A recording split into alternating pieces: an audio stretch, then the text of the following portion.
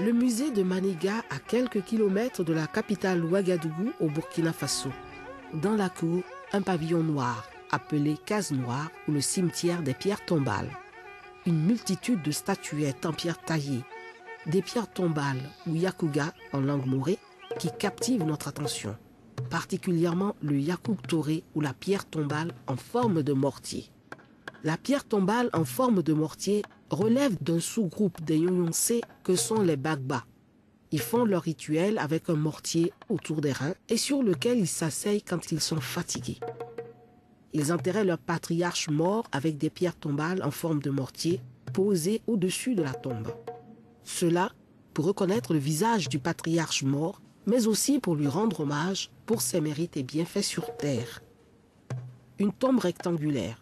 À l'intérieur de la fosse recouverte de ciment, une vitrine contenant un squelette humain.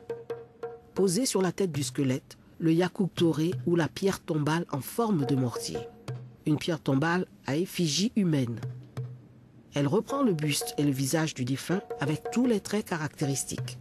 La forme du yakouk toré rappelle deux triangles isocèles d'inégale valeur. Ces pierres qu'on voit, c'est l'homme, l'ancêtre, qui se retrouve là.